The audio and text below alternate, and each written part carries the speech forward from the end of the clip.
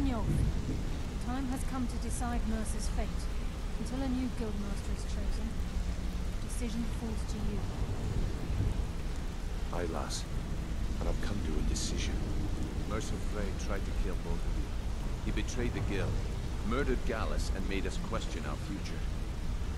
He needs to die. You have to be very careful, Brynjolf. Mercer is a nightingale, an agent of Nocturnal. And it's all true. Everything I heard in the stories. The Nightingales, their allegiance to Nocturnal, and the Twilight Sepulchre. That's why we need to prepare ourselves and meet Mercer on equal footing. Just outside Rift, beyond the southeast gate is a small path cut up the mountainside. At the end of that path is a clearing and an old standing stone. I'd ask you both to meet me there.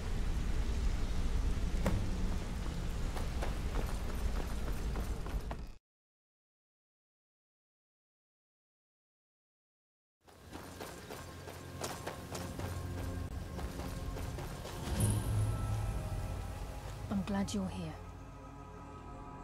This is the headquarters of the Nightingales, cut into the mountainside by the first of our kind. We've come to seek the edge we need to defeat Mercer Frey. If you'll follow me, I'll try to explain on the way. This way, please.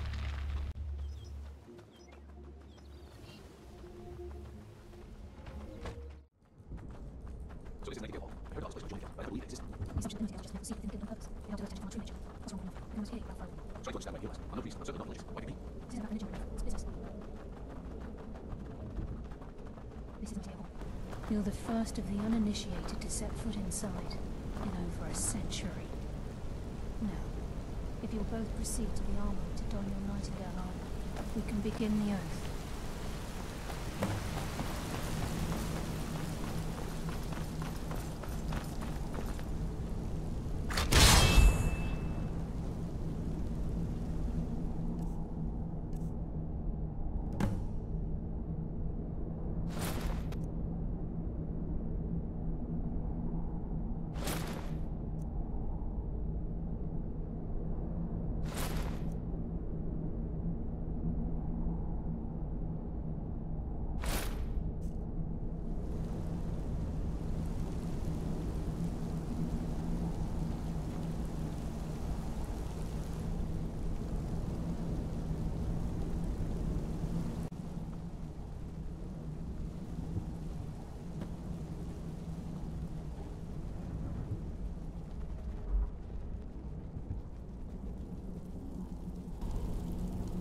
Time's waiting.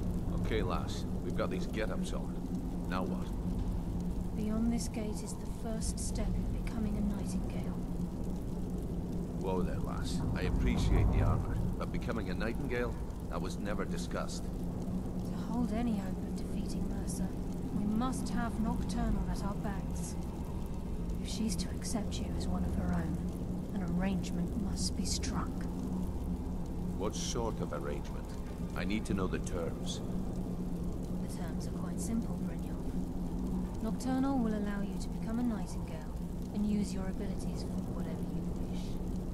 And in return, both in life and in death, you must serve as a guardian of the Twilight Sepulchre. Aye, there's always a catch.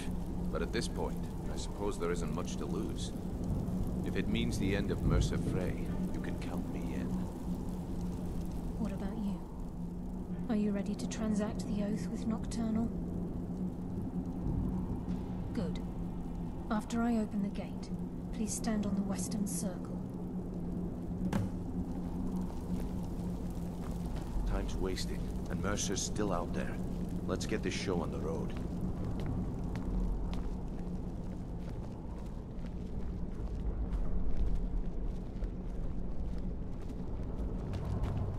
We'll speak when the oath is complete.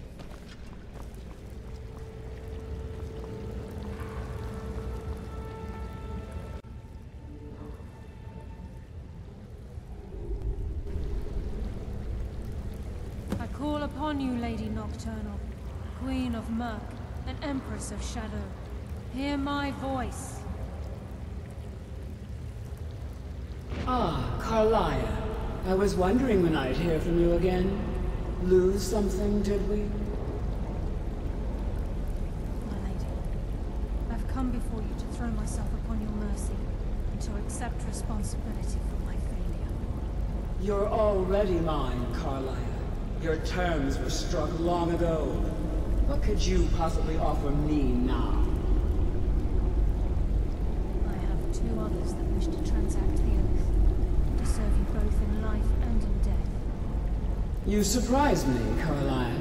This offer is definitely weighted in my favor. My appetite for Mercer's demise exceeds my craving for wealth, Grace. Revenge. How interesting. Very well. The conditions are acceptable. You may proceed. Lady Nocturnal, we accept your terms. We dedicate ourselves to you as both your avengers and your sentinels. We will honor our agreement in this life and the next until the conditions have been met. Very well. I name your initiates Nightingale, and I restore your status to the same, Carlisle. And in the future, I'd suggest you refrain from disappointing me again.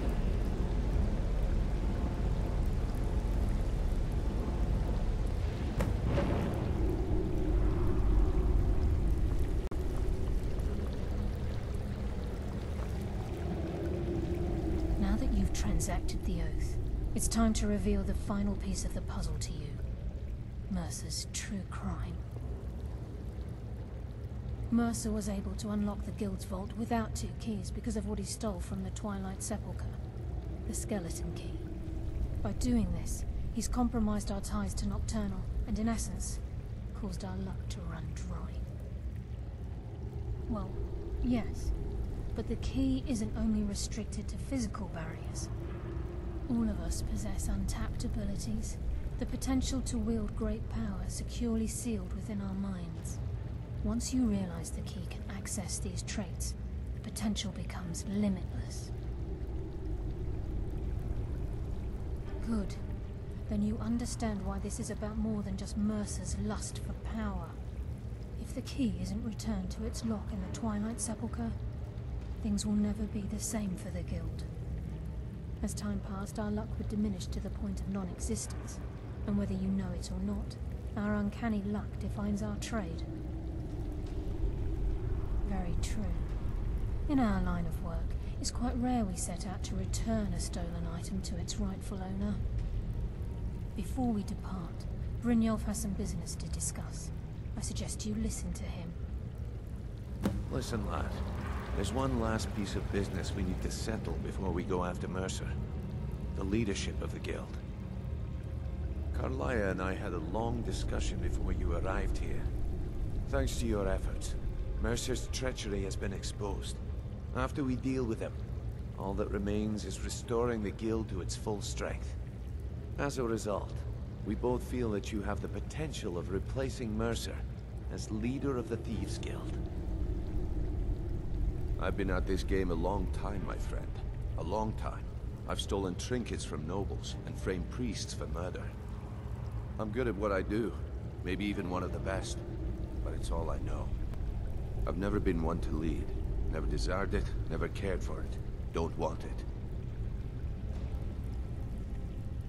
Well, we have a bit of an errand to run before your coronation, so don't get sentimental on me now. Then it's decided. When this is all over and Delvin's contacts assure me that we've regained our footing in Skyrim, we'll handle the details. Until then, we have quite the task ahead. I've been poring over the plans you brought us, and I'm convinced the eyes of the Falmer are in the Dwarven ruins at Erkenthand. Carlia and I will meet you there. Prepare yourself, lad. This will be a fight to remember. Until next we meet, lad.